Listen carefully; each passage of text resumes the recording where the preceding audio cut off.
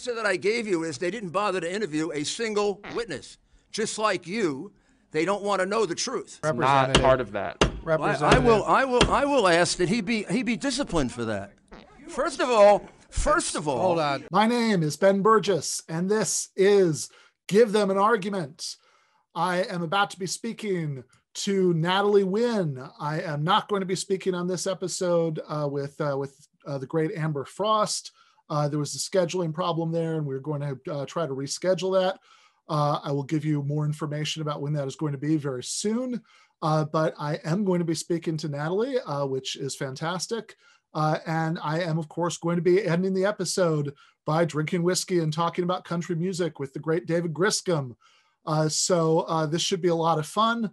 The voice that you just heard was formerly known as America's mayor, and now known, I think, as the strange farting old man who led this incredibly half-hearted, grifty, supposed attempt to overturn the election results that, you know, I tend to think is more about raising money from the MAGA faithful. But in any case, whatever you think about Rudy, I'm going to be talking to Natalie about politics, about philosophy, about persuasion. It's a really interesting conversation, so enjoy that. I am now joined by Natalie Wynn, better known by the name of her YouTube channel, ContraPoints. Thank you so much for coming, Natalie. Thank you so much for having me. Hi, everyone. Hi, Ben. Yeah, so I think that even though this is not the main thing I want to talk to you about, since the first time that you were ever on my radar was when I watched your video about Jordan Peterson, and he is coming out with 12 more rules for life. Yes, didn't have enough of them. Yeah, no, now they're going to be 24, and it's going to be interesting to see like if this just keeps going, or there's a point where, you know, where he's done all the rules and, you know, there aren't any left. He can't continue to come out with a new dozen every few years. Yeah, fair enough. So oftentimes, like, I think that a lot of videos that, you know, I remember after I watched that, you know, I went back and watched some of the ones that you did where you're doing things like, you know, hardly anybody does this, you know, like actually arguing with like literal white supremacists and explaining why it does not actually make sense to say that the white race is going to be, you know, wiped out in some way. So this seems like a lot, you know, even though, you know, maybe that specific thing, you know, you're sort of done and you haven't done a lot of that lately. Like it does seem like a lot of what you do is argue with things of various kinds that most people who agree with you about would just roll their eyes at. And I was wondering if you wanted to just speak a little bit to what you see as, like, you know, the value of that, or why that's something that interests you. Well, I guess the way I see it, knowledge and maybe even reality itself is being divided into these bubbles. And you can produce discourse for your own bubble. And that's what I think most people online do, is they, you know, so if you're a leftist YouTuber, most leftist YouTubers these days, I feel like they kind of make leftist content for a leftist audience. And it becomes this, well, I don't know, it's like the secular version of going to church or something, right? You're going to hear a well-spoken person deliver things that you already agree with. Maybe you'll learn some new things, but like fundamentally, you're not trying to, there's not an attempt to like open up your worldview to an outsider and to say like, look from my way of seeing, you know. I guess, why do I do this? Well, I started on YouTube when there wasn't a whole lot in the way of like a leftist community there. There was this kind of feminist vlogger community, and there was like the Young Turks. But apart from that, you know, there wasn't like a really strong community, like a YouTube community. There wasn't a market, I guess you could say, for this type of content. So this was not something I went into because I had some kind of like calculation about like, oh, here's an audience that I can make content for. Like, it was more about confronting a problem that I saw on the platform itself, which was that it was entirely overrun with like a sort of far right well, I should say sort of center-right movement that was moving to the far right at a terrifying pace. So I guess this was the era of dunking on SJW feminist snowflakes, 76 genders, all that. Right. And I guess I thought what was happening is that people's like understandable frustrations with people who were called social justice warriors were becoming the center of their politics. I'm annoyed at activists. That's my political worldview, is like what these people seem to be saying. And I thought like, oh, that's really bad because, okay, activists are annoying, sure. Right. But a lot of the things activists are saying are true. A lot of the causes that the activists are representing are important. And if your politics becomes anti-activism, and that's basically what it is, anti-SJW, as it was called at the time, then like, not only does that put you in a kind of, you're now a conservative basically, because that's what conservatism is opposition to progress, like to progressivism, it's opposition to change. It's for preservation of the status quo, usually by attacking anyone who's trying to change things.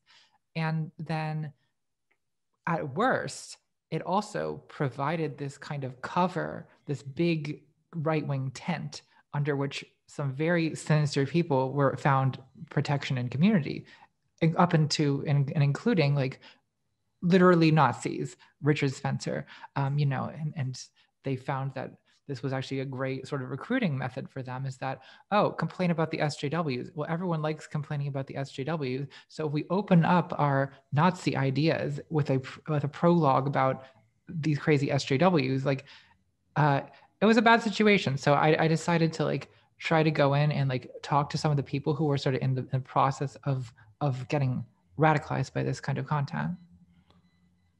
Yeah, so that makes sense to me. And it seems to work. I mean, I remember a while ago, I don't know, a year ago, something like that, maybe. All time blurs together, especially during the pandemic, so I'm not sure. But that there was a point where I remember when you were, I think, must have been one of the times you were using Twitter a little bit more, when you had you tweeted something for people to tell you if they'd you'd convince them of something. And there were a lot of replies by people who were, ex-right wingers, ex-IDW types, ex-TERFs, ex-Nazis in some cases, which seems to suggest that this does sometimes work. I think there's a lot of stuff that people tell themselves about how there's really no point to persuasion because everybody just kind of thinks what they think, and and you're not going to get to them, and I wonder if a lot of that is because of some of that like media bubbling that you're talking about, and especially because when you do interact with representatives of other bubbles, it's likely to be the people who are the most hardcore and adamant about it because they're the only ones who would actually bother to talk to you. Yeah, I think that's true. I guess I have a kind of more mixed history with directly interacting with like, because it's one thing to kind of make content that's kind of geared to, that's with sort of a center right audience in mind. It's another thing to be like, oh, I'm going to have a debate with Ben Shapiro. You know what I mean? I don't really do that so much. I also think that's less helpful in my case. I don't know. Maybe some people are fabulous at it. Like the streamer Destiny, I know, has had a lot of success by having these kinds of debates. That's maybe not my strong point, but I do try to make these video essays where I make an argument that's sensitive to the fact that if you want to convince people, then it's not enough to just be like, here's 10 things you need to stop saying about pansexuality or whatever. Like, you know what I mean? I don't know. Yeah. Like, I think people, it's not fun to be preached at. And if you want a big audience, there has to be a spoonful of sugar to make the medicine go down.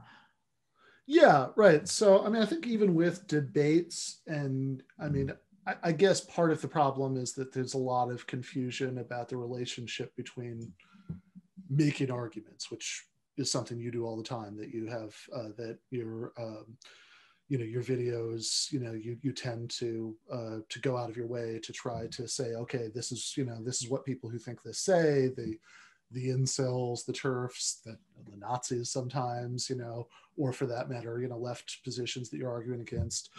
And here's what's wrong with it. But there's a difference between making arguments and having this like particular kind of like public spectacle, that's a debate. And I mean, I do think that like spectacle has some value, but like you also have to remember that it's like only half about the actual arguments that are being presented. Like at least half of it is like rhetorical pro wrestling, something like that.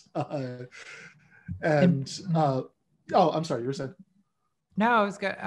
But I agree that in debate, it's not just a spectacle; it's a particular kind of like, well, pro wrestling is a good analogy because it's a kind of machismo, I think, that's involved a lot of the time, and that carries over into a lot of non-debate content on YouTube. Like the entire metaphor for argument is like owning destruction. Yeah. I mean, it's like a fairly like adolescent, like boyish kind of ethos that seems to be imported from gaming culture. And the idea, like the metaphor for an argument is owning someone, destroying them. Ben Shapiro wrecks so-and-so with facts and logic, right? Yeah. And like, that's another thing that I kind of dislike, because I feel no one's convinced by being wrecked, by being owned, right? Right. Because this is a kind of, I don't know, to me, it's a very like a masculine game of trying to humiliate the enemy, which, okay, sometimes there's a place for that. I'm not going to say there never is, but I find that I personally do not tend to be more receptive to someone's ideas if they're in the process of trying to destroy and humiliate me. You know what I mean? Like, I find that it's actually kind of counterproductive, that it serves maybe an entertainment goal of a sort. Again, only in the, I'm speaking to my in-group kind of way. People who are really fabulous at it, I guess, maybe can make it good to like, there's a colleague of mine and a friend of mine, H Bomber Guy on YouTube, who I guess his most famous meme moment is a response he did to Ben Shapiro about climate change, where he plays a clip of Ben Shapiro saying that, if the sea levels rise, won't people in coastal homes simply sell their houses? And then H Bomber Guy takes an axe to his own wall, sticks his head through the hole and shouts, "Sell them to who, Ben? Fucking Aquaman?" And it's like, that became like a meme, and this is definitely like mockery, right? But it works, right? It's funny. I think most people can look at that and see how ridiculous Ben Shapiro is being. So I don't want to completely discount like this type of media, because I think it succeeds sometimes, but it's also, and I'm not always above it myself, but I poured milk on an effigy of Jordan Peterson, but like I think that. As far as your relationship to your audience, you have to, I try to make them feel good about agreeing with me. You know what I mean? Yeah, no, that makes a lot of sense. I mean, I also tend to think that like whether you're actually talking about debates or just like presenting arguments in videos, I mean, I think the germ of truth when people say nobody's ever convinced is that hardly anybody's ever convinced like in the room, right? Like just in the middle of like talking about it, or even in the middle of like watching two people talk about it where they're really rooting for one person. It'd be super rare for anybody to just have a flash of light and be like, oh my God, I guess you're right, never mind. I think certainly looking back at, the times in my life when I've been convinced by things, it's never like that, right? Like usually like my first reaction to hearing like a good argument for a position I disagree with is like irritation, Yes. and then maybe, right, if things go really well, then at best, right, maybe like I'm thinking back to it weeks later, when there's like less ego at stake, it's like, oh yeah, wow, that person had a point, didn't they? Yeah, it's sort of the nature of how the human brain works, right? Like, no, that's that. You don't hear an argument against your position and just be like, oh, I'm completely wrong, you're right, and totally because it's kind of an emotional component to belief and to disagreement and to persuasion, isn't there? And also kind of sometimes even an identity component. Like, I guess like the most drastic example would be, say, like religious faith. Like, in order for someone to convert or to deconvert to a particular sect, like that's often a question, that's often a matter that involves not just like beliefs and the way that you can kind of like rationalize it in or out of in a sort of Thomas Aquinas way, or a rational atheist way, right? It's you almost have to change how you think of yourself as a person in order to change your religious perspective, you know? And I think that political views can sometimes have that kind of a depth to them as well. It's not necessarily, not all the time. Like, I think that, you know, you can change your mind on like some of the small issues without necessarily like having to completely like reorient your place in the world. But I do think that if someone's going to go from being a conservative to a leftist, that is a major shift that often is going to be it's not just a, oh, I see now that if not A and not, or we know whatever, like some logical proposition you've been convinced of, or like it's you know, it changes, like it changes your relationship with your parents, you know, it's a big deal.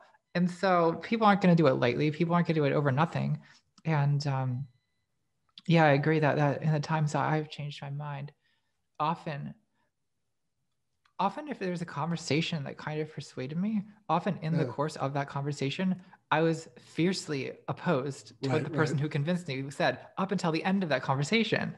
And then I left. And then you're right. Yeah, it's like weeks later. Yeah. That maybe it like plants a little seed, or like maybe some people are, you know, watching it at just the right time, you know, when they're like in a place where they can do that. I mean, I think with the religious thing, actually, just out of curiosity, did you grow up in a religious family at all, or? I grew up going to a Presbyterian church every week, and I was never that serious about it, but I became disillusioned and quit when I was 15 years old. Okay. Yeah. I mean, I think for a lot of people, like with the religion thing, I find, right, I mean, like you know, that you know, I'm sure you were in philosophy grad school for a while, and so you know, when I was, you know, I'd have a lot of conversations with people about this, because it's like something that comes up, because I guess it's that they overlap between, like, you know, esoteric arguing about philosophy and things that people actually care about. And I think that a certain kind of person is persuaded by arguments, and they become an atheist or something. But even there, I wonder if, in order to be in a place where that can happen, like there's a more basic shift, which is that like you're even thinking of this as the kind of thing that you could decide by thinking about arguments. Yeah, exactly. I agree that has to kind of be there first, or else, you know, you're not going to change your mind. And I think like this is kind of what I think about increasingly. What I think about Trump's own supporters is that, especially when you look at the QAnon, like you're not going to convince someone to stop following QAnon with facts and logic, like, because, well, I mean, they're literally willing to say that the people who they said would be arrested have been arrested, and they've been replaced by holograms. Right. Like this is not based, like this is not grounded in facts and logic to any extent. And I think that, you know, a lot of it seems to be just, I guess there's actually a fabulous video about QAnon that was made by a YouTuber, Dan Olson, called In Search of a Flat Earth, I think is the name of it. And basically he talks about, you know, he says that QAnon, their beliefs like sort of shift over the months. So there's actually like very little consistency if you look on like what QAnon believers think in 2019 versus in 2020.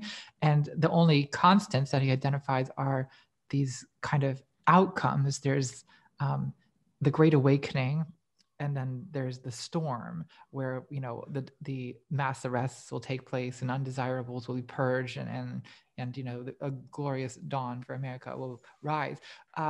Well, the thing is, like, that's the kind of core of the system of belief, isn't it? It's not. Is it the case that pedophilic Satanists are drinking the adrenaline glands of children at the highest levels of government, right? Like that. No, they because of course there's no evidence for that. So that is kind of an imaginative premise inserted to reach the conclusion that of what they want, which is this kind of authoritarian takeover, basically, crackdown on all these protesters. Yeah, I mean, they want people, they want the bad people to be like finally and decisively defeated, to, to be, to be arrested, to be executed, maybe in their case, which I think is a pretty common, like, obviously QAnon is like the most extreme imaginable, like, manifestation of it, but it seems like that sort of basic idea that like what you really want out of politics isn't, it's not that you want there to, like there to be a different, like healthcare system or, something that some nerds like us might care about, but like that they have, but that you would, but that what you really want is for the people that you hate to be decisively punished in some way. Like, I think that's like pretty common for a lot of people. I mean, I think that there are, there are liberals who, spent like, who are like really sure, and, not that this is on anything like the level of the satanic cannibalistic, pedophiles, but, but like who are just deadly certain, that the Mueller stuff was going to lead to Trump being, perp walked, away, across the Rose Garden. And you could really tell they were like really reveling in that, because that would be the most satisfying thing that could possibly happen, from their perspective. And it seems like some of the stuff that you've talked about more recently about online cancellation, like is a sort of like weird petty version of the same thing, right? That you're not being, you like, you don't think, nobody who nobody who yells at you on Twitter thinks that you're a cannibalistic pedophile or that you should be executed, but they do. But the idea that what would really count as a political victory would be if the bad people were just shown somehow. They were just made to suffer in whatever way that we could make them to suffer, and that would be what would count as winning in politics. Yeah, there's a theological longing in a lot of people's politics, I think. Like, what people want is a day of judgment, right? They want the defeat of their enemies and the liberation from the pains of this world, right? Like, and I think that's true on the left, it's true on the right for some people. I think, QAnon is pretty obvious how it maps onto that. On the left, yeah, there's definitely like the guillotine memes, this hope that all these people, all the bad people we're gonna get them, and like there's a vindictive kind of strain to this, I think. And there's also some of this, there are, I don't want to say like, because I know that accusing leftists of utopianism is kind of a like conservative trope, but there is like a genuine strain of it, of utopian thinking on a lot of people on the left. What they want is relief. They want release from the hardships of their lives. And, there's things that we can do, of course, to make people's lives easier. There's like, yeah, to a lot of people, like, I don't know, canceling student debt, for example, that probably would feel like the bonds were cut, it may not just feel like, it may in fact be that in a lot of meaningful ways. But I do think some people have a sense that like, oh, if we just had a socialist, if we just had Bernie Sanders in office, like problem solved, like it's not, the world could now. And like, the truth is that like, no politician is ever that good. Yeah. And like, it's even, I don't know, there's like, I got into this whole debate last month over like incrementalism versus like revolutionary politics, and people accuse me of being incrementalist. I don't know that I see that much of a difference between those two. It's two different methodologies, sure, but like revolution is incremental. Like it still is. I don't know. Someone left a comment on my video saying, I wish people on the left would stop talking like a revolution is just hits the reset button on a country, because like, no, it doesn't. Like the existing structures continue to exist in these insidious ways. I mean, if you study like, I don't know, the French Revolution, for example, like, yeah, it changed a lot of things. It got rid of the, monarchy, aristocracy, it changed the church, like all like a huge, I mean, as transformative as a revolution can be in some ways. But in other ways, like, well, France had another king later on in the next century. Like there was Louis the 17th, like, and so like it all like, and Russia is not a communist country today, like not really, after 100 years after the 1919 revolution. So it's like, a revolution does not. So it doesn't solve everything. No, forever, it doesn't. right? It doesn't shepherd. It doesn't open the gateway to this new utopia of where there's no problems. Like it might fix some problems, but it's not going to fix all the problems, and it's probably going to create new problems. Problems like, I don't know, Stalin. Yeah. So I mean, I'm glad you brought that up. So thinking about about revolutions, and I mean, I agree. It's weird the way that we talk about that sometimes. Like, even if you think about that example, like the French Revolution, like what's the stage, where the revolution happens, because like people talk about like 1789 and storming the Bastille and all that stuff. So that's like big and dramatic, but most of the institutions of the French state still exist like in the way that they did after that. And there are a bunch of points over the next few years where different things change in big ways, but it's like but the idea that there's some like very clear thing that like, okay, this is the line, that like this is the the revolution happens here, right? What you're really talking about is some kind of like, maybe very dramatic, maybe like way faster than it happened otherwise, process of a lot of things changing really quickly. But like you said, I mean, it doesn't make like the underlying conflict that like gave rise to in the first place go away. Sometimes the other side takes back power in 20 years. Right. And so if you think about, capitalism, I remember you did a 2-part video called Capitalism a couple of years ago, maybe.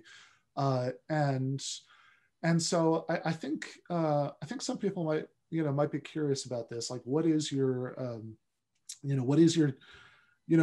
take there, right? Like, I mean, I know that, that there's this sort of recurrent, running joke in a lot of your videos. There's the sort of ultra radical, version of yourself that, that you'll have dialogues. Yes. Yes. You have the dialogues with Tabby, who, sometimes reminds me of people that I, some very specific people that I know. And in those, I mean, it's stylized, right? Tabby is given a sort of, I don't think it's a straw man. I think there are people who say just about everything that she says, but there are, but she's given she's given like a really intense version of these revolutionary arguments. And since you're kind of talking her down, like you're taking the other side of the argument. But I wonder, do you, I think that some people might watch that and think, she's really disagreeing with Tabby about all this stuff. And hey, she even thinks that, we should vote for Biden, in the election. So really, really Natalie is basically just a liberal. But then if you've, watched like those videos you did on capitalism, for example, that would seem to really suggest otherwise. So like, how much of your disagreement with the Tabbies of the world, the real life equivalents, is about like tactics, what can actually happen right now, and how much do you think is actually about long-term goals? Well, I think a core disagreement, as I see it, is I view the Tabbies as sort of not thinking in practical terms in a way that's really frustrating to me. So it's not even that like I oppose the idea of a revolution. Like, it may in fact be necessary to have something that I would describe as revolution in the next couple of decades. I mean, we'll see how bad things get. But like when you have these ongoing crises like climate change and like, the really out of control, like wealth inequality in the United States with, people not having healthcare and Jeff Bezos acquiring more, like just this ludicrous percentage of the country's wealth. Like, I can imagine a scenario where like, if people like lose hope in the idea that voting Democrat is going to fix any of this, and like, I don't know, some kind of like little civil war or something breaks out. Like, I don't know what this is going to look like. It's hard to imagine, but so I sort of understand where the revolutionary sentiment comes from, but I also feel that I guess psychologically I detect this kind of fantasy, sort of like wish fulfillment thing, like in all of this, like you mentioned about this storming of the Bastille or the guillotine memes. Like a lot of this seems to have to do with the fantasy of like, we're gonna get them, and it's like, Okay, but what happens after you get them? Like, that's the hard part, right? Like getting them is fun. So I understand like the urge to get them, but like then what? How I guess it's like Zizek's line about how he really, really wants to see a sequel to V for Vendetta. Like literally what happens the next day. The next day, exactly, because it's like the country, the people who voted for Trump are still going to be here. Like this country's going to still have a lot of the problems it has now, and it's like, how confident are we that the new Revolutionary Committee is going to like be able to handle this better than, I don't know, a current, I guess. I'm not saying that I know so much better than Tabby, but I do think that like when there's something, when it really gets to me is when there's something concrete that you can do that definitely will help. Like in my opinion, voting for Biden is one of those things. Like getting Trump out is a good, like a very major good that is a real possibility that was available to us. The election is like one of the few ways we have to very directly like change who's in power, and to not go for that opportunity, to not choose to do everything we could to get Trump out of there, it just seems to me like a terrible surrender to the sinking of this country into nationalism, and I guess it's just frustrated immensely to me that people were saying like, oh, don't vote for Biden, revolution. But then like, what revolution though? Like, is that going to happen? Like I just didn't see anything that made me thought it would. So it kind of seemed like, well, Biden's not good enough, so we're going to do nothing is what it felt like to me, I guess. Yeah, so a question that a patron asked, and I think I know how I would answer this, but I'm curious about how you would, it was, okay, so a different argument that somebody could have made against, voting for the Democrats the last election, wouldn't be because, they think that we're, on the verge of storming the, whatever the American equivalent is, the Bastille right now, but that this is something, because voting is one of the few times when we get to exercise any sort of like leverage over people, that they need our votes, so they have to accommodate us somehow, so that that if the left, people that supported Bernie, had like been more willing to just withhold their votes, their votes for Biden, then we could have like effectively used that to exercise some sort of leverage and get more of the things that we want politically. Well, I guess I have a couple issues with that. One is that in the 2020 election, like I was genuinely not, I mean, I still am genuinely not certain that had Trump won this election, I'm not sure there was going to be a 2024 election. And so I guess to me, like part of what was at stake in this election last month was like the democratic institution itself, like Trump has basically openly disdained democracy, said that well, I guess he sort of has an excuse, which is that, oh, the Democrats are going to steal the election. And then when the Democrats won, he said, oh, the Democrats stole the election, right? But to me, like it's obvious, right, that this is his way of stealing the election, right? Or of just not stealing it, actually, of just discounting it, right? And I feel that if he's willing to do that, why wouldn't he be willing? I don't know. I just felt that like it's a much better situation to be kind of trying to influence the government if Biden's in charge than if Trump is. Like it's a much more, at least you have like this guarantee that there's going to be another election. Okay. I guess the other issue is like, I feel that with Biden, with Bernie losing the primaries, like I feel like the kind of leftist, far left progressive, that they already had kind of been discounted by the Democrat. I don't know. I just feel like it's not a big enough group to exert that kind of pressure. You know what I mean? Yeah, right. That what they, I think that second point, like I think I might have been more optimistic. I think it was definitely more optimistic about Trump, leaving office. I kind of think he's blustering, and and it's probably, and like everything else Trump does, is probably some kind of fundraising grift.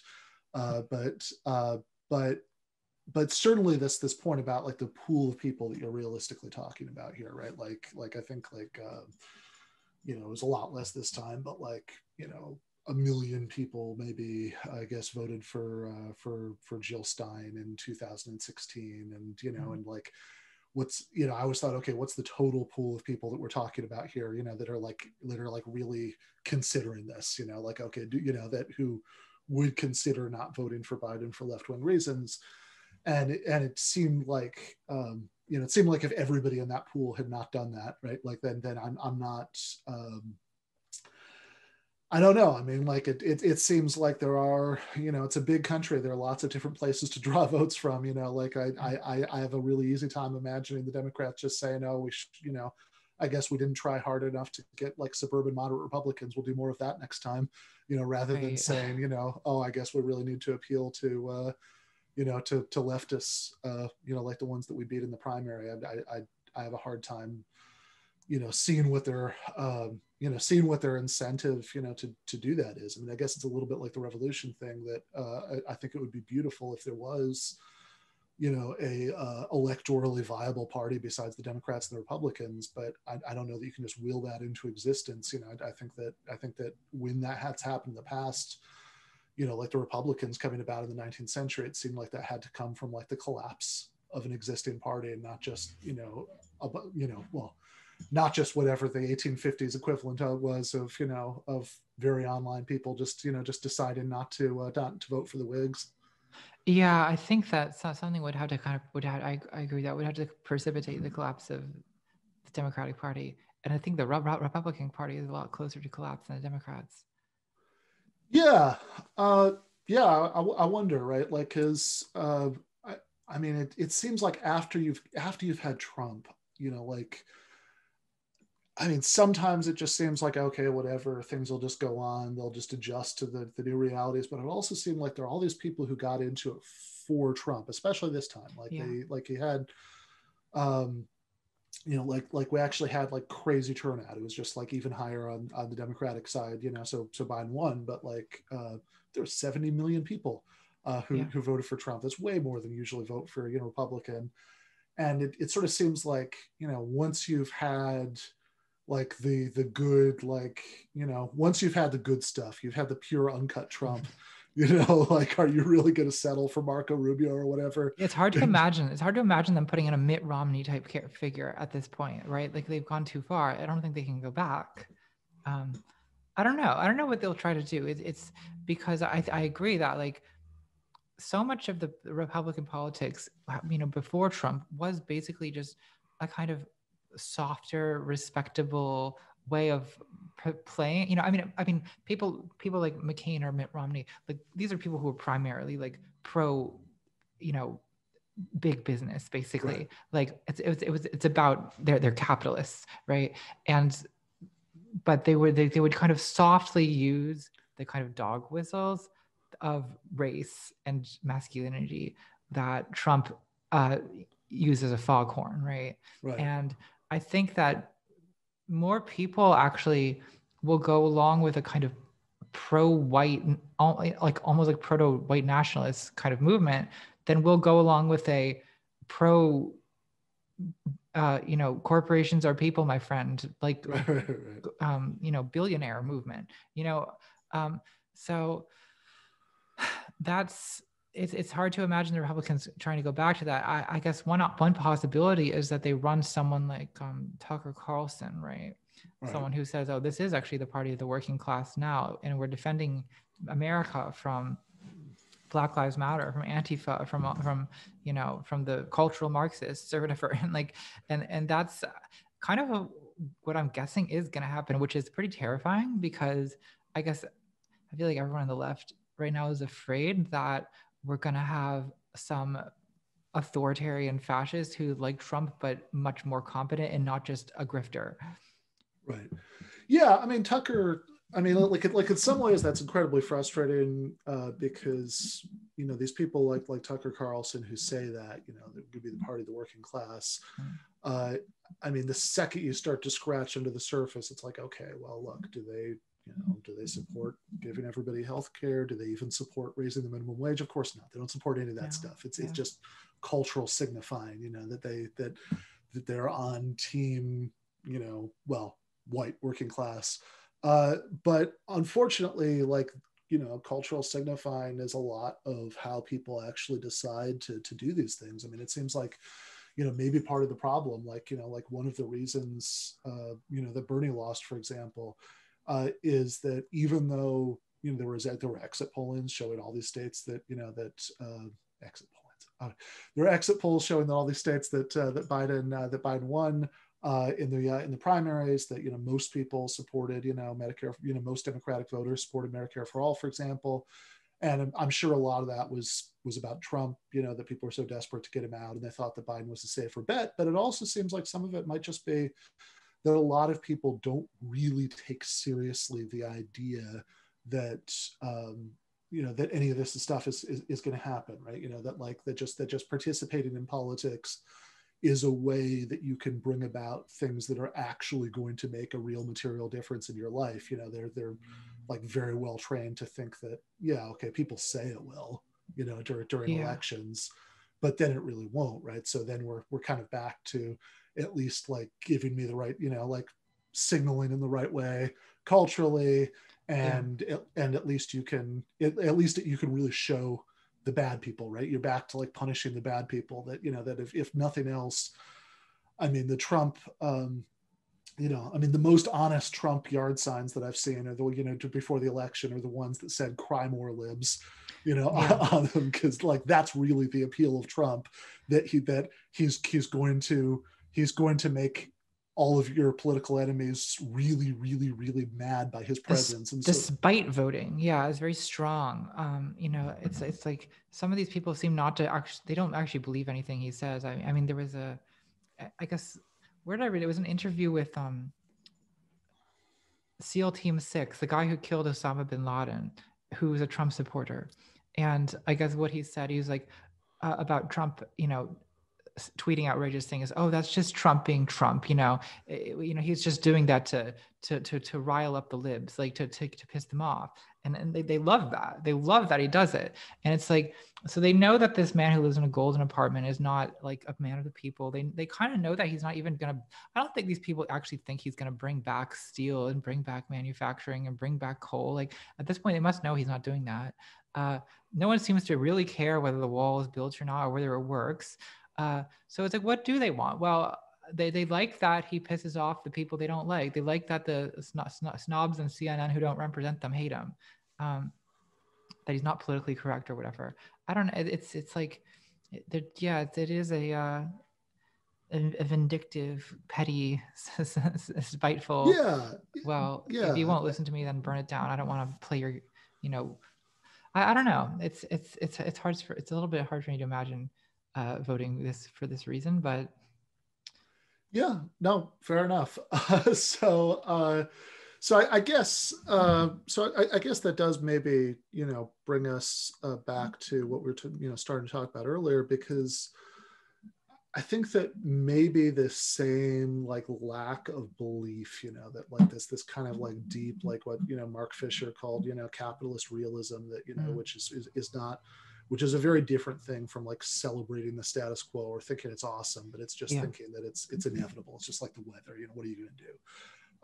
I think that I think it's something that no matter what people think ideologically, it kind of seeps into all of us. And I wonder too, when you start thinking about the things that are kind of pathological about parts of the left right now, if that is a big part of what causes it, that people,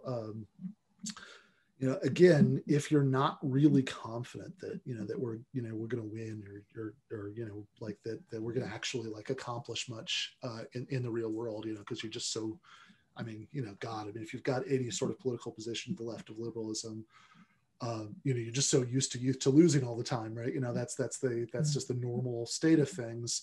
And so if you can't, if you can't win, you can at least show people how committed you are, and you can show yourself how committed you are. And you can at least have the satisfaction of going after people who are supposed to be on your side, but you think like really aren't, or like really don't show adequate commitment, or are too friendly to, you know, people who are, you know, who are enemies of yours. And you can get some of that kind of emotional satisfaction that way, which is the only way that I know how to make sense of, for example, you know what happened, you know, with you last year. I'm not going to, you know, ask you to go through the whole thing. I'm sure you're sick of it at this point, but a lot of people online decided that you were either like a self-hating transphobe, or maybe that like you were really like against like non-binary trans people, or something like that. And even though I mean, like all, you know, your videos, I mean, I guess not the really old ones, but you know, but you know, a whole ton of them, right, are right there on YouTube for anybody to see. And so, you know, you'd think that somebody's saying, okay, I wonder what Natalie thinks about X, right? I wonder what Natalie thinks about, you know, whether non-binary gender identities are real things. They can go look at your videos about them. So, I mean, what, I guess you can speak to any part, you know, to any part of that you want to, but I mean, it's just, I think that if you're taking it all on the level that like that people, you know, that people are just like, you know, confused about what your positions are, or other people who end up, you know, being sort of piled on in this way, they're just confused about what their positions are. It's really hard to make sense of.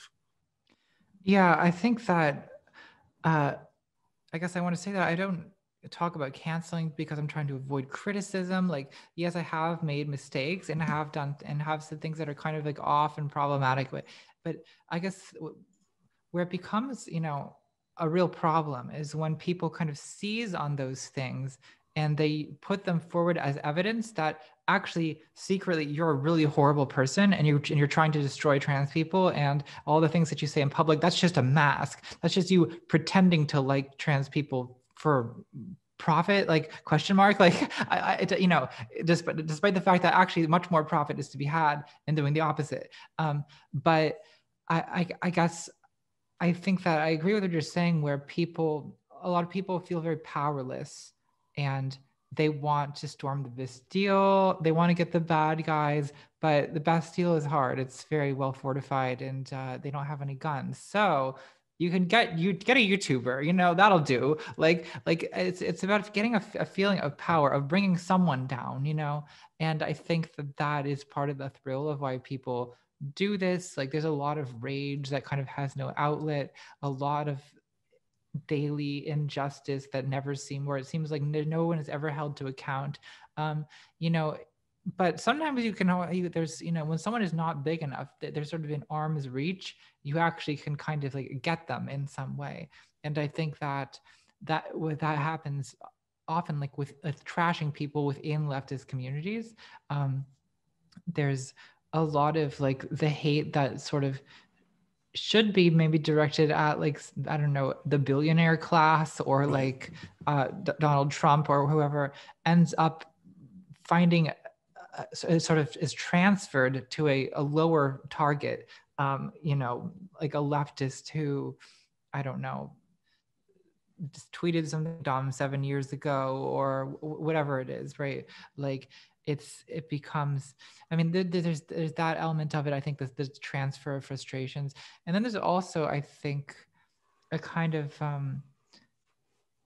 well, it's sort of a failure to abolish the police within, right? Like we sort of learn from the way that power exercises itself in our world, and then we kind of reiterate those forms of power and domination in our own communities without necessarily being super reflective about it.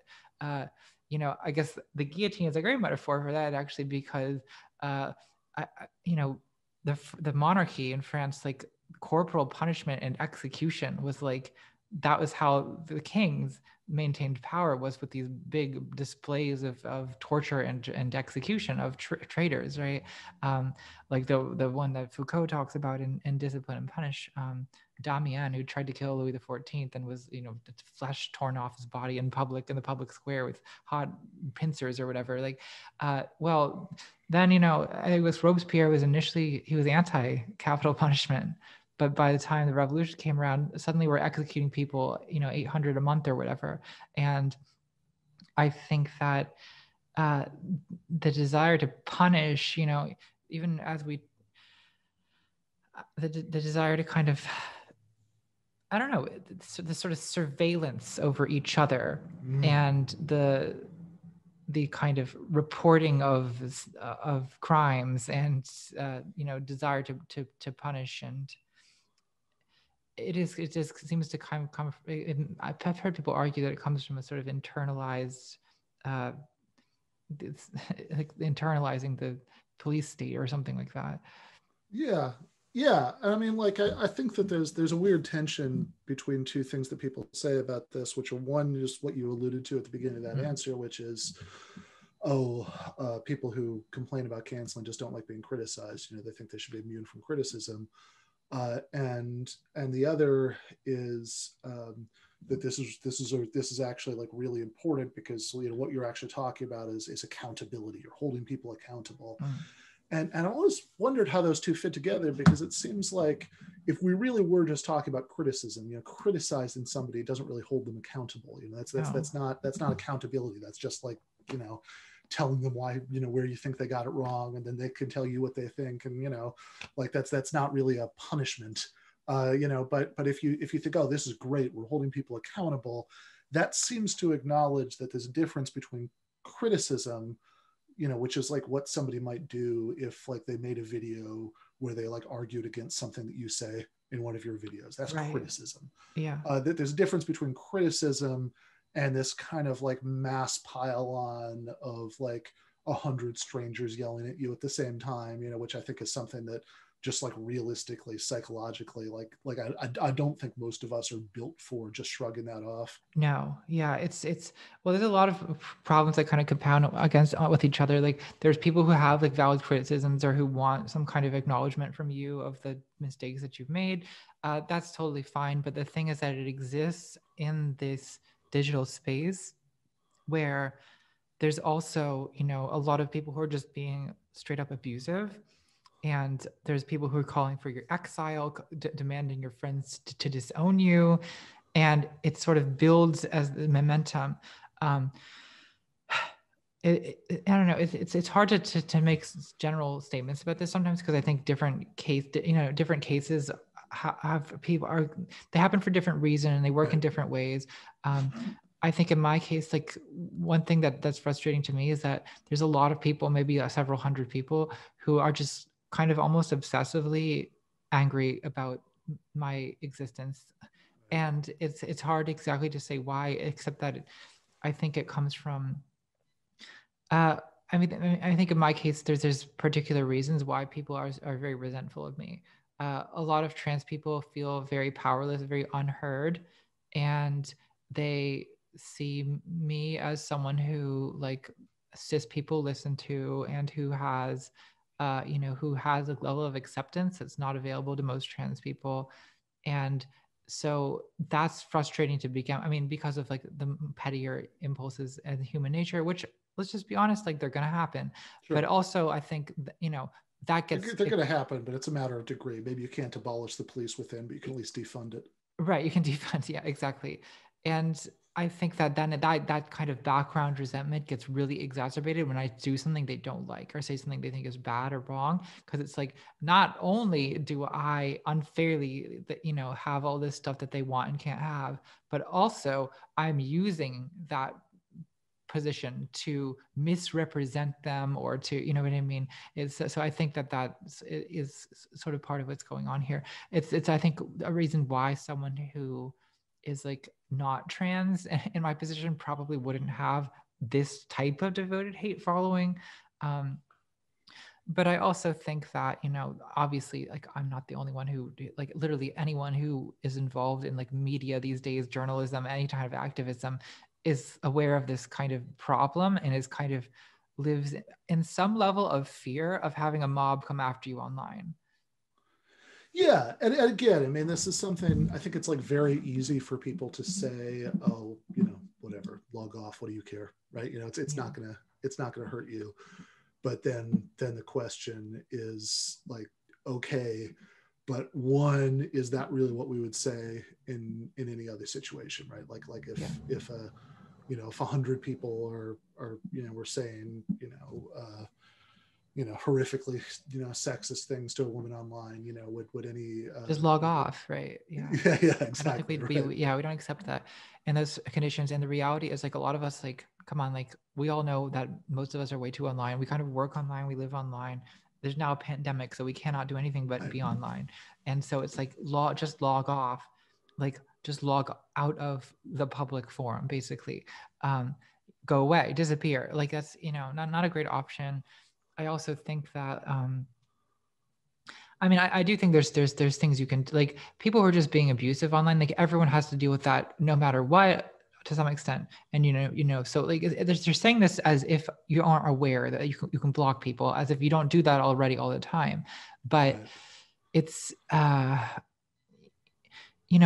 had an issue where anytime, like, someone will say, like, they're having me on their podcast, for example, on Twitter, and then, like, someone will respond to that being like, oh, ContraPoints is a transphobic turf, blah, blah, blah, blah, blah. And it's like, it's just harder to not constantly run into it.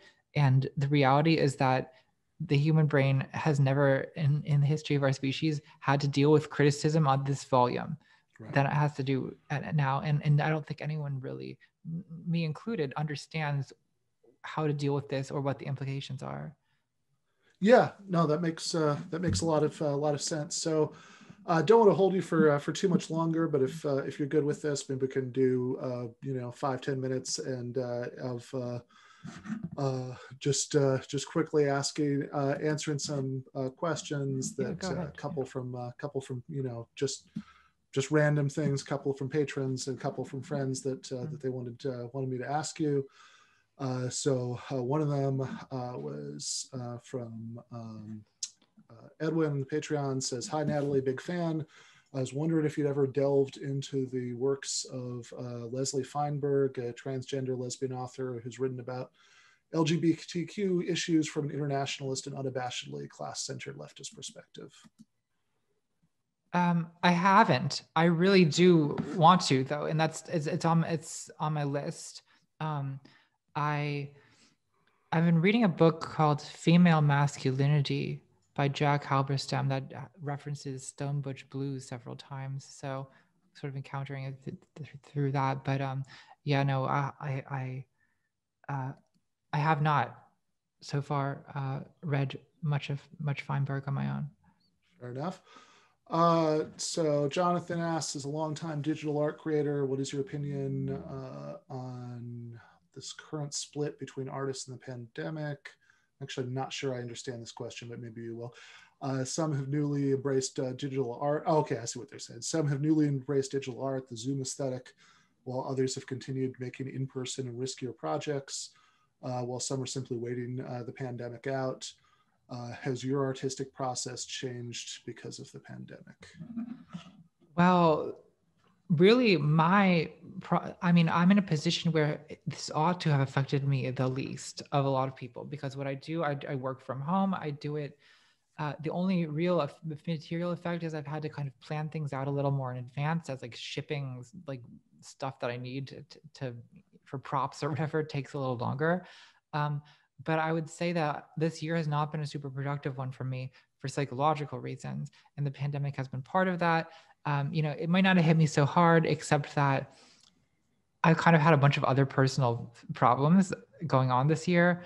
This is a year that like started with, well, just watch the first two videos I made in 2020, canceling and then shame. Like that's kind of where like I was at. And then the pandemic hit right after that. Right. So it's like, it's been a sort of multiplying psychological effect of going through this personal like stuff. It's, that I would be helped, I think, if I could get out of the house and go meet new people and like leave my little bubble of shame and sadness. But here I'm like imprisoned in it, and it's for psychological mental health reasons, it's made me much less productive. Yeah, no, fair enough. I mean, I think I remember when the when it really hit the U.S. in March, when everything was shutting down. I remember a lot of people saying that they thought, that because people were going to be spending all this time at home, there was going to be all this amazing productivity Yeah, I happening. can't wait to write my King Lear, right? Yeah. I think that probably most people, it's had the opposite, certainly for me. Yeah, it's actually not, it's interesting. Having all the time in the world to sit around and do nothing actually is not helpful for productivity. That's actually just not how psychology works. It turns out. Yeah. Yeah. No question. Pepton asks, do you have any favorite public intellectual social commentators, whether they be academics or YouTubes, or academics or YouTubers? I can't read today. Favorite social commentators or intellectuals. Well, I enjoy some of my YouTube colleagues, no doubt. Some of them I mentioned already on this stream. H Bomber guy, Dan Olson, Lindsay Ellis. I guess. Do I have any favorite academics? I feel like when I was younger, I would kind of idolize some professor or writer who I liked. I think I was like 21 years old. I went through a stage of loving Slavoj Žižek, for example, or just being very entertained by him at least. And I feel like I'm like less prone these days to like standing a public intellectual. I guess I've learned better than to do that in some sense. So I don't know. I guess my relationship to the kind of the books I read and the sort of videos I watch is not quite so like fangirly as maybe it used to be. Although I kind of miss that. I don't know. Maybe I kind of would love some public intellectual to come in and sweep me off my feet, as it were. But it hasn't happened in a while. Yeah, fair enough. So how about if you want to skip that, that's totally fine. But somebody, a friend, Mark Warren, asked this, and just out of idle curiosity, since you were in philosophy grad school at one point. I was wondering if you did want to weigh in on, it's like any of the sort of topics that you might have, have spent time thinking about then. I mean, I'm not sure what, kind of program you were going to, but that people would not, of course, guess from the kind of thing that you're doing right now, because they'd be totally off that track. Like, do you think compatibilism is right about free will, stuff like that? Oh man, it's been a long time since I thought about any of those things.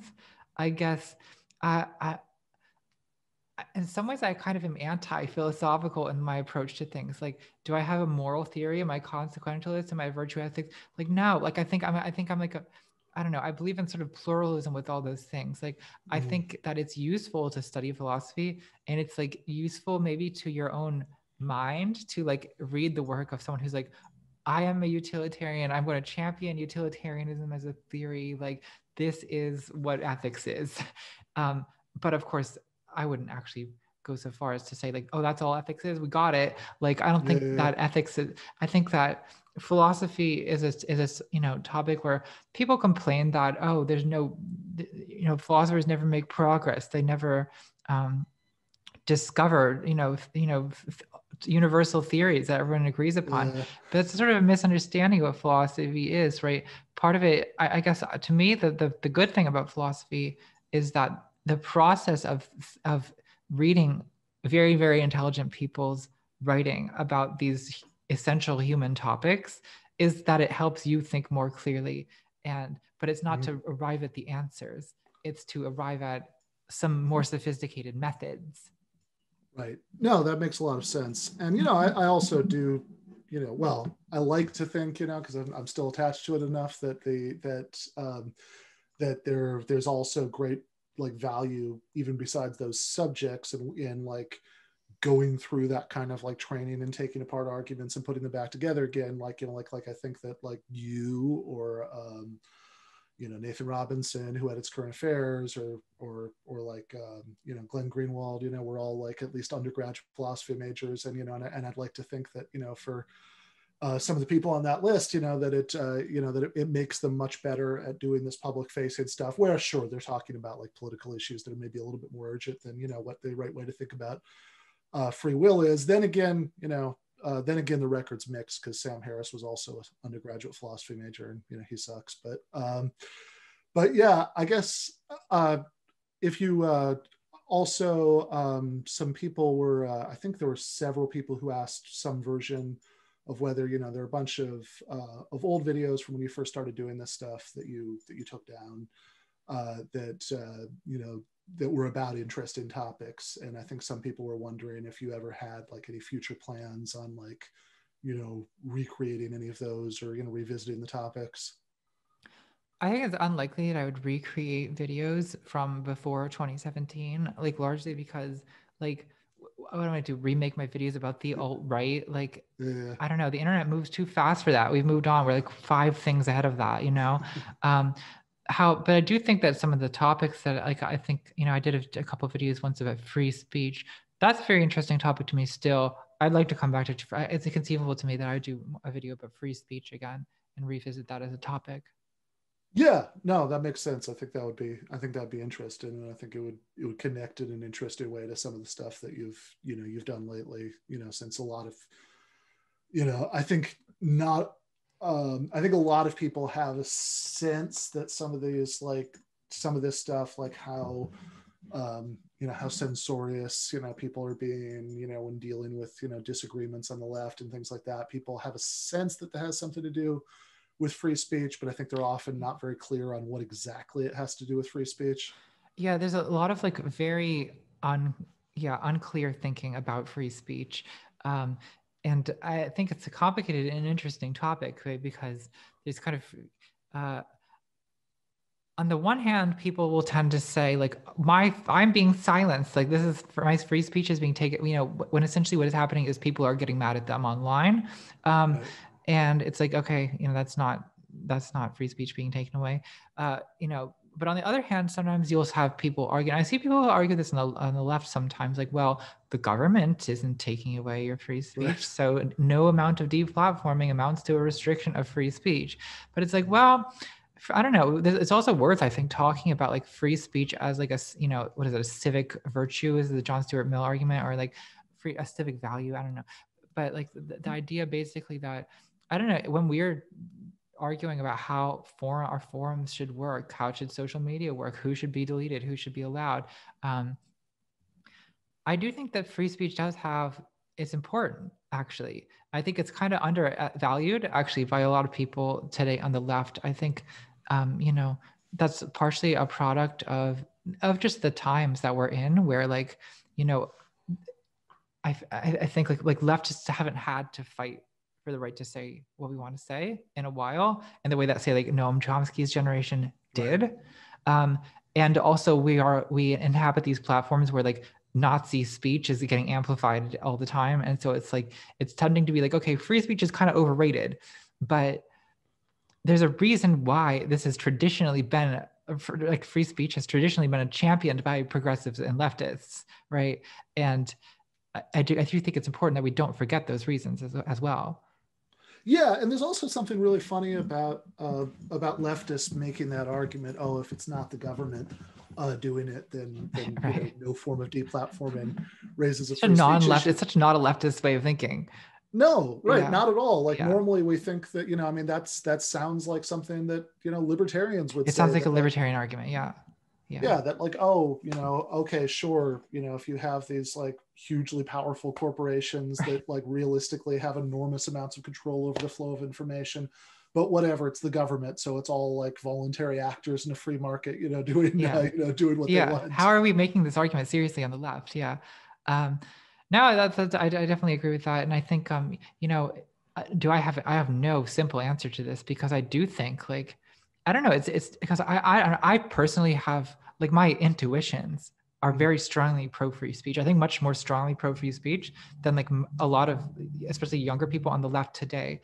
That said, Alex Jones being banned from social media is so good that it's hard for me to be like, well, we should really allow this. I'll die for his right to say it. You know what I mean? Like, The truth is that there's not an easy answer to this question. Yeah, I mean, it's because it seems like, especially the reason that Alex Jones seemed to have been kicked off when he was, and granted, I think part of the problem with a lot of these processes is that they don't even really have to give you that much of an explanation, when YouTube decides to kick somebody off or whatever. But the reason that seemed to be at the time was that some of his stuff about Sandy Hook was like crossing the line into inciting harassment against parents of shooting victims. And, if anything, like in a more reasonable process, like if we had like really clearly defined rules, there was much more of a meaningful ability to appeal than you had. It's possible that process still would have resulted in Alex Jones being kicked off, because if anything is going to be against the rules, that would be it. Yeah, totally. I guess another reason, that a more tactical reason that I tend to be like pretty heavily pro free speech, is that in my experience, a lot of the attempts to say, deplatform Nazi speech end up kind of backfiring in this way, where for instance, okay, so you pressure YouTube, like ban the Nazis. So YouTube says, okay, we're gonna age restrict or delete videos that have swastikas in them. Well, what you've done is like, the Nazis don't use swastikas because they're not idiots. Like, and who uses swastikas are people making educational videos about the Third Reich or anti-fascists. And so often, like this kind of, okay, so we want to ban people who incite violence. Well, what about anyone who talks about the revolution? Is that inciting violence? Like, kind of. Like, why isn't that going to be banned? Like, why do we trust these big corporations to decide what counts as violence? I mean, it almost seems like, I mean, it goes back to what we were saying earlier about powerlessness, that it really, the fact that some people have both of those positions, that they advocate like literal violent, street insurrection, as a way of achieving socialism, but they also want YouTube, to be, to have stricter rules, about what you could say. Like, it seems like you would only hold both of those positions if you knew on some level that you were so powerless, you were so insignificant, that you just didn't think that you would rise to the level of the censor's attention. Of being cracked down on, yes, exactly. Whereas I'm actually in a position where I do have to kind of think about it. I don't know. It is. I do feel that, like, especially when like communists and anarchists are pushing for like, more active moderation, more active crackdowns on what political content is allowed on platforms. It's kind of like, do you not worry that this is going to come around and hurt you? Like, because again, you're asking like Facebook like to ban, like, well, what if they decide, well, for, just to show that we're not biased, if we ban the Nazis, okay, we'll also ban the communists, right? And it's, I don't know, how confident are we that they're not going to do that? I'm not very confident. Yeah, no, I mean, I don't think we should be confident, and especially if we get to a point where the socialist left played a bigger role in American politics than it does today, then I would really not be confident about it, because obviously start getting worried. Yeah, exactly, because the people who own these platforms, their interests are not going to align, with that movement, like by definition. Well, that would be a really good video. I would really like to see that. So I think that should be on the list for 2021. Yeah. Nice. All right. Well, thank you so much. I really enjoyed this. Yeah, me too. Thank you for having me on.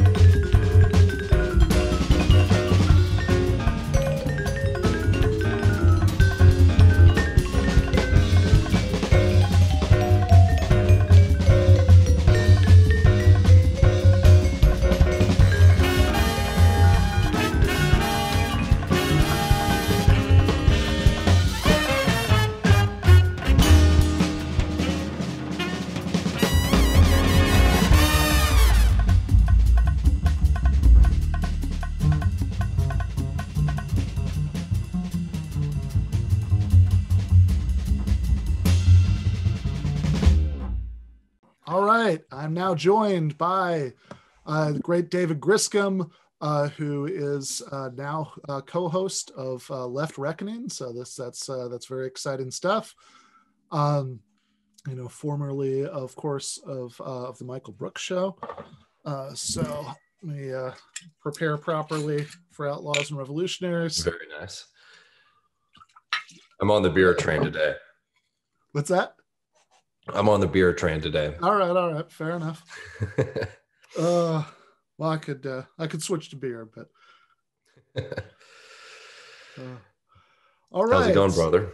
No, it's going pretty well. It was a really good conversation. With Natalie, a lot of exciting stuff going on.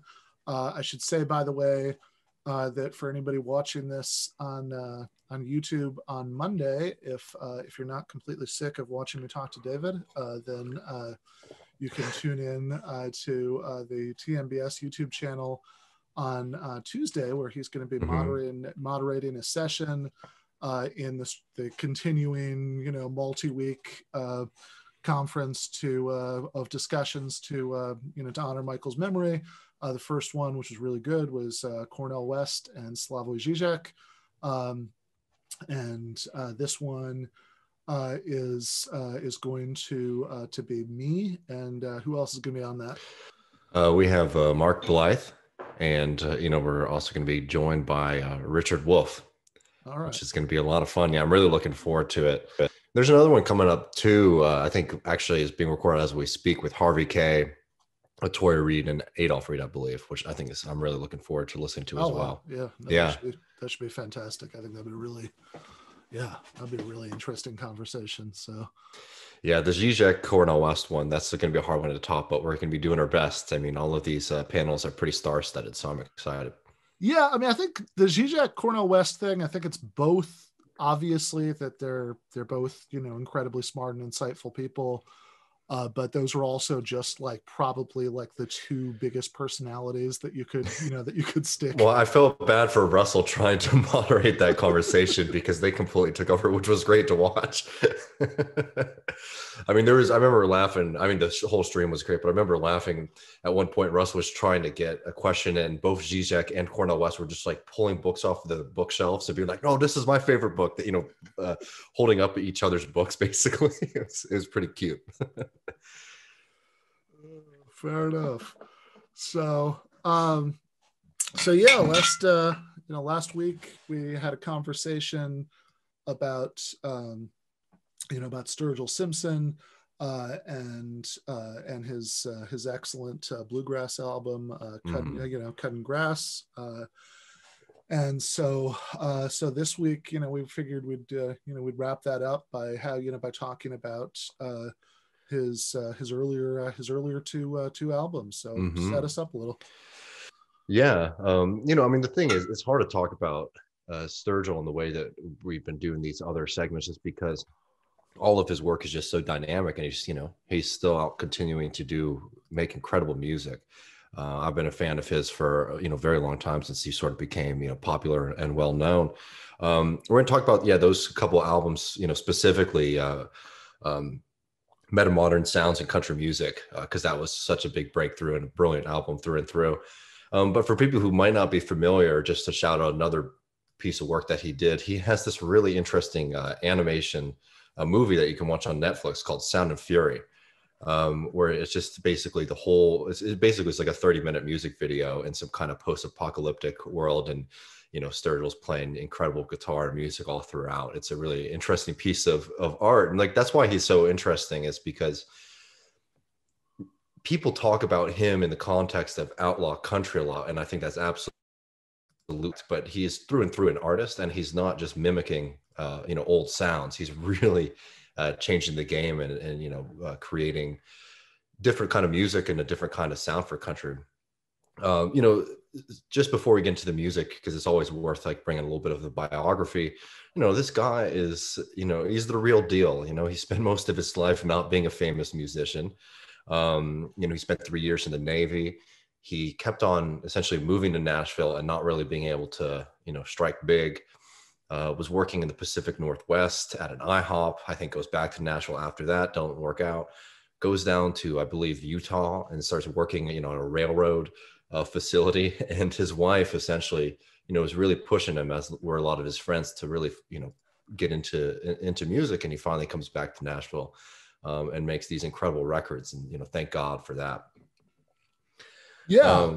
Yeah, absolutely. I mean, I think even, and I think it was really interesting listening to these records, because he does some of the same songs in, bluegrass versions, Cutting Grass, that he does country versions of on this, like one of the tracks that we spent a lot of time talking about last week, which was Turtles All the Way Down, and I really like the bluegrass version of it, and in a complete, very different way, like I really liked the sort of country, but like very unusual country version of it on Metamodern Sounds.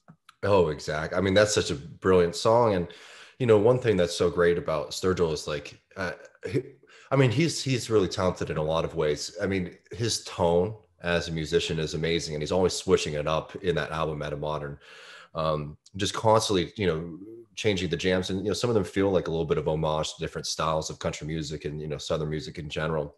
But, Turtles All the Way Down is just also such a great lyric. And you can tell, like, listening to his music, that he really is a writer through and through. He's very well read. Somebody's a big fan of like Walt Whitman and also Carl Sagan. He's very much steeped in, great works, and also like a very American tradition of literature, which I just think is so incredible that you can find that in his music everywhere. And, he's one of the songs on Metamodern, Sounds Like Country Music, that I wanted to, shout out is Voices, which is a really great song, which has this great line in it. It was like a picture's worth 1,000 words, but a word ain't worth a dime. But what's a song worth? Right? And it's just really playful. It's true. You sort of get into that kind of mindset of like, what it's like to be, a songwriter, a musician, and trying to eke out a living out of that. It's incredibly beautiful song, really interesting. I'd like got some other lines in there are so good. When it's dark and the sky is pouring acid like a fountain, and the memories like cold dust stain the window of my eyes. So ask them no more questions. They can't sell you no more lies. God damn, man. Yeah, no, absolutely. Like, I think that's, that's what, certainly as I was listening to these two albums, like that's what kind of kept striking me, that, like you'd have this, this music that's, just very fun to listen to in all the obvious ways. But then you keep on having these things that would both be like very like haunting in almost the sort of way that like, the best like Radiohead lyrics are haunting, and then also, then like also just they're just these like amazing lines that keep cropping up and they just kind of sneak up on you. Yeah, and it's just like, because of the way that we're doing these, since we focus a little bit more on the lyrics, that's the easiest thing to share. But you have to understand that, especially on Metamodern, you really are getting such a tasting of country music, and you could tell also his like creativity and love of other genres too. I mean, he's somebody who often says in interviews, he had no real intention of doing country earlier in his life, as I feel like a lot of people who grow up in the South or grow up with this music, they sort of have that little bit of, rebellion, which I understand completely, wanting to get away from it, and then it comes back and it hits you real hard when it does. But he always says, whenever I pick up the guitar, it's country that comes out, and you can feel that. But it's just like, it's not a stale sound. It's very much always, it's very dynamic. It's always changing. As I was saying earlier, he's really such a master of tone, and anybody who plays guitar, especially electric guitar, understands how that's like a lifelong quest. And it's fun how much his music is shifting. Like on that album, honestly, like a lot of those songs in the album, they really do feel like homage to all these different styles. Like A Little Light is like outlaw gospel in a lot of ways, right? You have like the, all these backup singers singing together. It feels like you're in church. Don't need no compass, no map or chart. Don't need no stars shining above. Don't need nothing but a little light in my heart glowing inside me like a blanket of love. I mean, those that's a sweet song, which very much feels, like a great gospel song. And it's in the middle of this kind of psychedelic country album, which is so great. Ain't All Flowers, which is one of the final songs on that album, is a really fun one too. Man, I can't listen to that song and just not feel like this is an homage to that kind of Southern rock, which a lot of people don't like, but I very much love. It's very much it's a thumping song, no doubt about it. Big old guitar heavy, overdrive, stuff like that. Lyrics in that are great. Been dancing with demons all my life. Every time I find my groove, they cut in like a knife. That's just that's songwriting and music. Long White Line is a really great one too. I mean, that's a trucker jam. But and the thing is about him too is like, I probably lived in Miami too long. I kept thinking, well, Long White Line was about something else. I feel like I'm sure it wasn't an accident. Very much a part of that lifestyle too, for truckers as well. But the thing is, like, you have to. I think it's important to obviously judge musicians by their own merit, but you have to also remember people like this, and the same thing with Jamie Johnson. You have to understand the context of what's being made in Nashville as they're coming out with these songs. It's just trash, right? And they glorify these kind of symbols like pickup trucks and things like that, but not even from like a working class background. It's like status symbol, right? It's like power. It's like having a fancy car, and going back and doing an old school kind of very much in the tradition of outlaw country, like trucker song is just so great. Like the trucks in Sturgill Simpson's, music are, are big 18 rigs, right? 18 wheelers, right? They're not, they're not these kind of like souped up monster trucks that, playboys or frat boys drive around. Anyways, that's like, great song too. Like, went to the bank to get my dough. I don't care where I go. Gonna push this rig till I push that girl out of my mind. If somebody wants to know what's become of this so and so, tell them I'm somewhere looking for the end of that long white line, right? And it's just like that's the traveler mentality. I mean, he's I've listened to a couple interviews that he was doing, I think after his first Austin City Limits concert, and he was saying that he was a professional van driver. That's which I just thought was a great line. Man, and it's just like, so before I get to this last couple of songs, the comparisons that you get with Sturgill are to Waylon Jennings all the time. And I think they're very apt in a lot of ways, but I also think that he's a very different musician. I mean, Waylon Jennings, this is no disrespect to Waylon Jennings, as we just got our Spotify stat. I mean, like the top 1% of Waylon Jennings listeners. So like, this is somebody who I very much love. But Waylon was somebody who played a lot of other people's songs, and he really brought his attitude and his rock background to country music, along with that kind of thump and honky tonk sound. And you definitely get that with Sturgill, but I think there is a kind of an intention sometimes with Sturgill's music that I think also really elevates it and takes it to somewhere, a place special. But the song that really reminds me the most of Waylon Jennings, or that kind of outlaw country music in particular, is that song "Life Ain't Fair and the World Is Mean." Oh yeah. Which is just, we listened to that last week for his bluegrass version, which works. But the album on the original. It's just so incredible, badass steel guitar, thumping jam, and he even throws out his his love to the outlaw country music and the highwayman, when he says Daddy was a highwayman, but he never wrote any old country songs. Papa never stayed out raising hell till the break of dawn, right? Like he's very much like in that kind of that world and mentality, while also really making it modern. I think what I'm trying to say is that he's just not mimicking people. Like he's in their spirit, but he's not mimicking anybody. He's doing his own music in a way that is just, because it is so raw and beautiful and powerful and interesting, and tells these incredible stories just sonically, that he very much is like these outlaw country musicians. And I like the definition of outlaw country music, which is like not about the music at all. It's an attitude, right? It's like people who just wanted to buck the trend and do their own thing. And somebody who was just broke into Nashville like fairly recently, and later in his life than a lot of people. He's definitely in that category, in my opinion.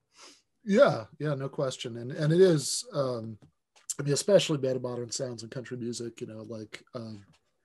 as the title is kind of playfully indicated. I mean, like really like like sonically is way like, High Top Mountain out of the three, we've listened to is the sort of most, comparatively speaking, the most conventional sounding, one, but then he's like, I mean, like really, really good, as far as, just this, the sound of it, it's it's incredibly well done, but, but I mean, it's the most, conventionally put together meta-modern sounds and country music. He's obviously playing with it a lot. And then of course, the one we did last week, he's obviously doing the bluegrass versions, but also, of course, the other thing that, that's, that separates him, we're very, we're very pro Waylon here, but, what's, the thing, I think the thing that most obviously, separates him is, again, I mean, just the,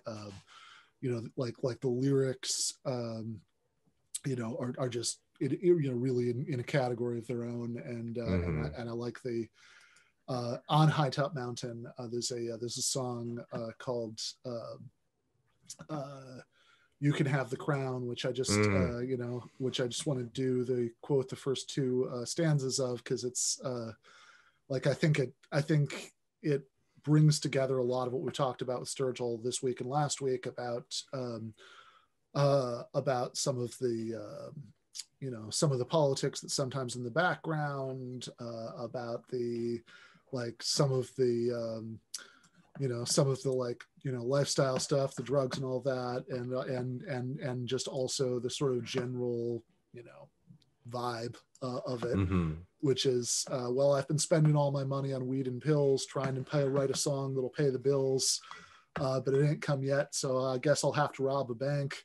I guess it could be worse. It ain't that bad. At least I ain't sitting in old Baghdad in the middle of a damn near desert sitting on a tank.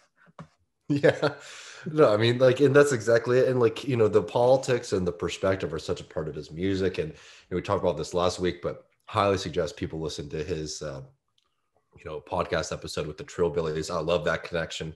If people aren't familiar, that's a great left-wing podcast based out of Kentucky. And, he's very much in it. And his interviews are really a treat to listen to. You can find most of them on YouTube. And he's just, he's a very humble guy, but it's very funny how playful he is with critics and journalists, because they always want to have some like grand narrative. He's like, I'm just making songs, I'm just like telling my story. And it's like, he's not underplaying, he's not being a jerk or anything like that, denying how much people resonate with it, but he's just being honest. It's like, this is something that I'm putting out into the world, that is representative of my experience and it's authentic.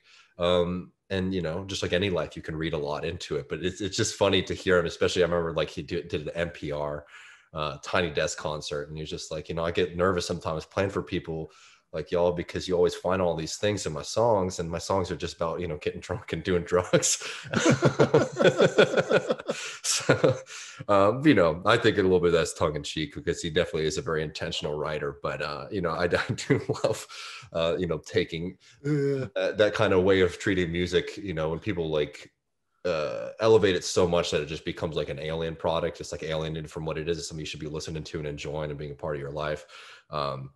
I think that's a fun aspect of him. And, this is somebody who's very well respected, amongst the people who are who are fighting for country music today. I can't remember the name of his band member, but I was listening in prep for this, an interview with one of his band members, who was saying when he first saw him, one, he thought he looked like an asshole. And two, he was there with Jamie Johnson and Shooter Jennings, who's Waylon Jennings' son.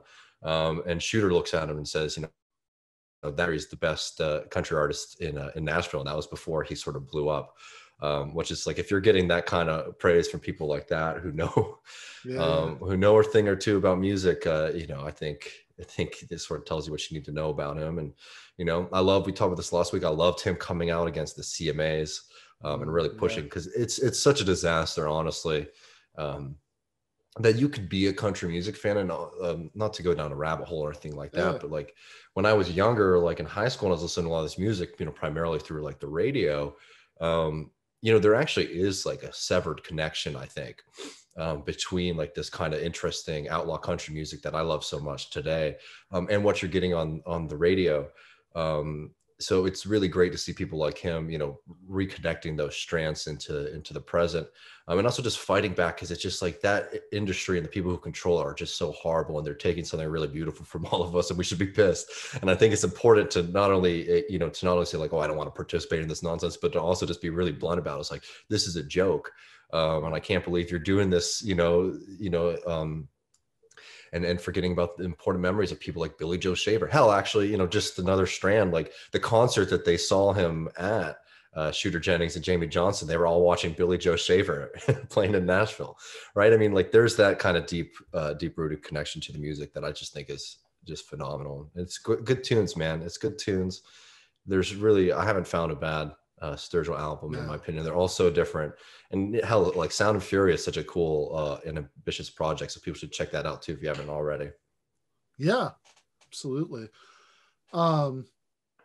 Yeah, well, and I will also say that that my friend Mark Warren, who I believe you met on the election night stream, if I'm remembering correctly, is you know, the person I've referred to as the you know, as my second favorite Texan, but he but you know, I was thinking about it earlier, you know, when you were talking about people who might grow up around a lot of this stuff, and you know, and sort of you know, not necessarily want to have anything to do with it, because he texted me, you know, a few days ago, and you know, he was like, well, I usually skip the country music segments, you know, but I listened to the I listened to the Sturgill Simpson one, and I ended up listening to the album, and I was really into it. So oh hell yeah, I love that. That's a good recommendation. That's beautiful.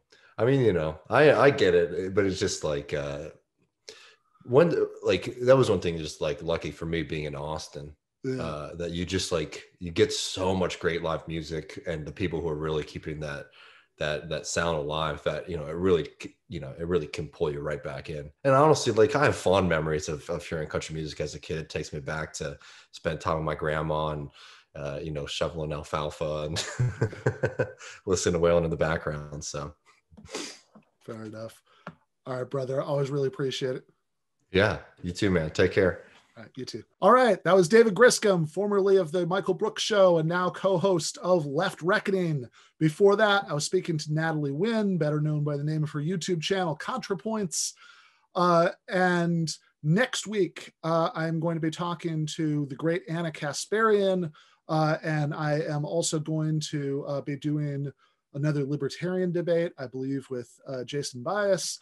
The week after that is going to be Slavoj Žižek, and a lot of other good stuff coming up that I'm looking forward to being able to announce. As I mentioned earlier when I was talking to Griscom, you can see me on Tuesday night on the this Tuesday on the TMBS YouTube channel, talking to Wolf and Blythe about left-wing economics. The TMBS is over, but the channel continues, and there are various things that are going to happen there, all of which is very exciting. And if you like everything that's happening here, which is quite a bit, so in between these episodes, been doing a bunch of YouTube live streams. I've been speaking to my producer Forrest. We are going to start making audio versions of all of those live streams available on the Patreon for people who want to listen to them in podcast form in between the main episodes. Also, as the new year starts, we're going to start doing a bunch of patron-only bonus episodes. So if you like what we're doing here, if you're excited about it, if you want to support it, please do consider becoming a Patreon patron. So for $5 a month, the monthly cost of a milkshake in the 50s Nostalgia Diner in Pulp Fiction, you can get early access to every one of these episodes. You can get the podcast versions of the live streams. You can get the bonus episodes. You get the Discord. You get regularly scheduled Discord office hours, group voice chats, all of which is just a way of saying thank you, because really appreciate everybody who is helping us grow. If you cannot swing the $5, trust me, I get it. I've been there not very long ago. I was an adjunct for years. So please do, though, if you can, like and subscribe on YouTube, rate and review wherever you get your podcast. Those things really do help. So I will see you guys next week. Left is best.